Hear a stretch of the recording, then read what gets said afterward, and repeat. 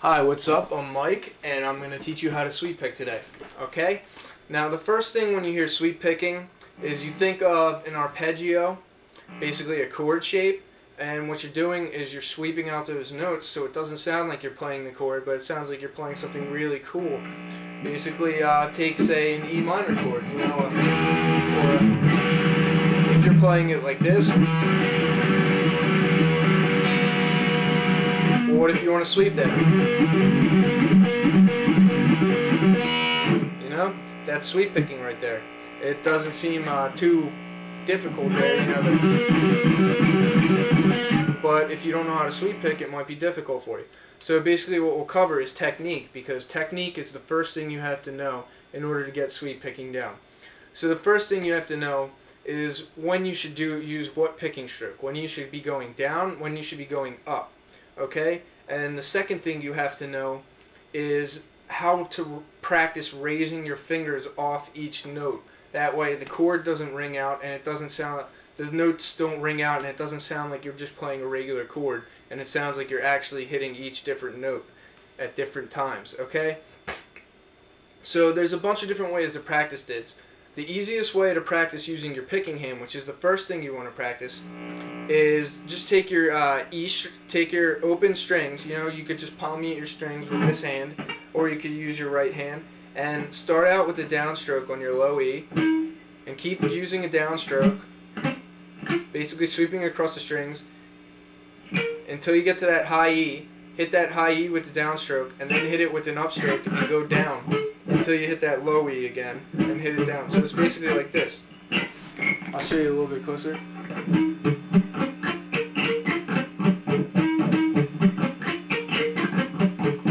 Okay, so if you practice using that motion, you'll be able to practice sweep picking a little bit. It'll get your picking hand a little bit used to sweeping across that like that.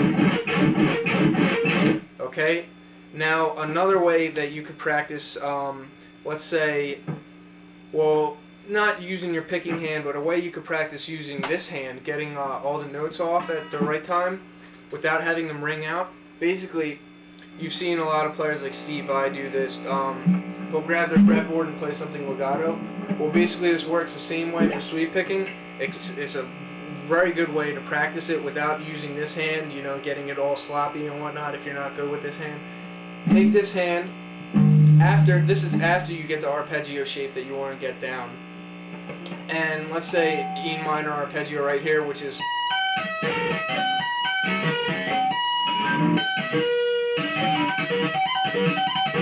and basically you just play it out like that. You tap it on and you practice raising your fingers off after each note. You'll know if you're not raising your fingers off each note because it won't sound right, and you won't be able to get the notes out when you're doing it that way. So it's pretty much only way you can do it right. If you're doing it that way, you have to do it right.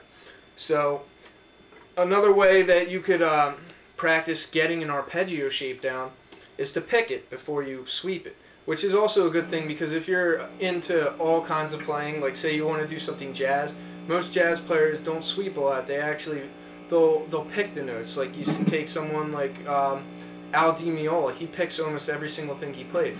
So let's take for instance a C major 7 arpeggio, which would be, well, that seems like really hard to sweep, you know? So it seems like it would be really hard to remember in the first place. So an easy way to get your fingers used to remembering it is to pick it first. So you'd be like,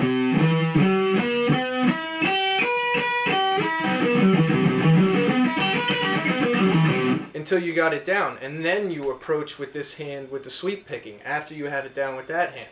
Okay?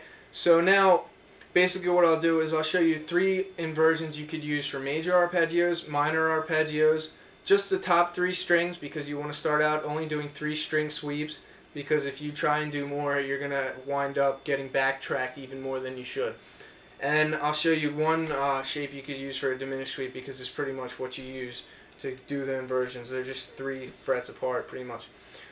So the first one I'll show you is an E minor arpeggio. This is one of the inversions you can use. You'll start out on a B with a downstroke, or an upstroke, I'm sorry. So it's an upstroke, and you pull off onto a G, and then you hit the upstroke with this E, and you hit, and then you hit an upstroke with this B, and then a downstroke with the E, downstroke with the G, and an upstroke with the B again. So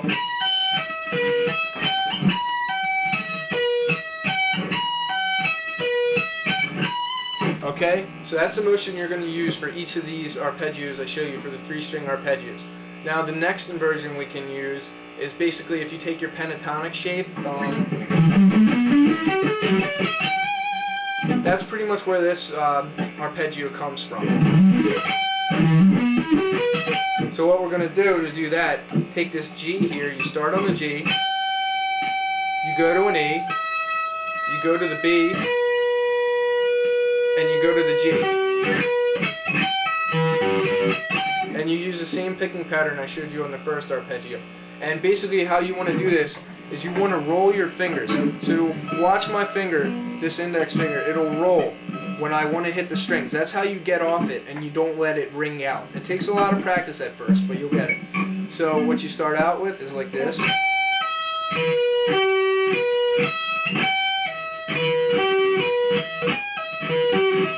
So basically you get the point, you have to roll your finger up and down. You can practice it without even doing the arpeggio, you know. It's very easy to practice, and the next shape we're going to show you is one that you commonly see when you're playing something in harmonic minor. You see Yngwie use this a lot.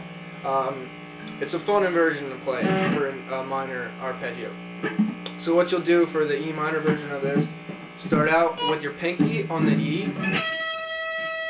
You'll pull off onto a B,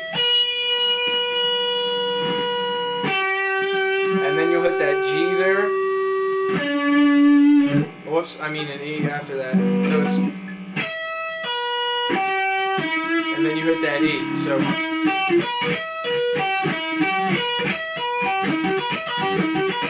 So basically the 3 versions we have are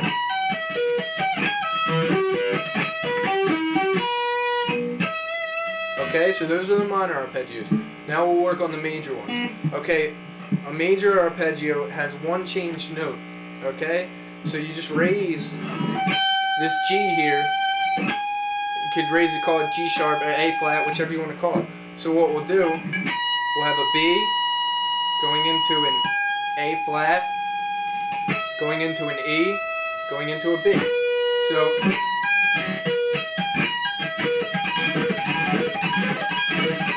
okay, so now after that, we got to work on the next arpeggio. What we'll do, start out on that G flat, G sharp. I'm sorry. So we're starting on an A flat and pull off onto the E, and then we roll our finger onto that B, and then with your middle finger, you'll hit that G sharp again, or you could call it an A flat. I don't really give a shit. So basically it'll be this. So far we have, and you could only guess what the next one will be. We pull off, just like we did with the minor one, so we start out with the E, pull off onto the B. See, we move up a fret, so we move up to the G sharp, or the A flat, whatever you want to call it. So far we have, and then we hit that E.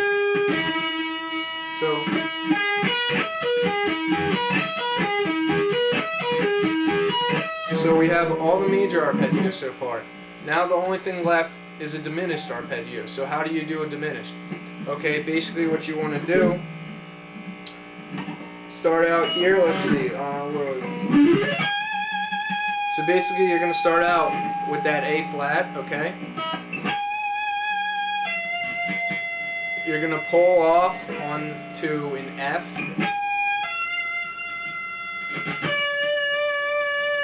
Then you're going to hit a D, so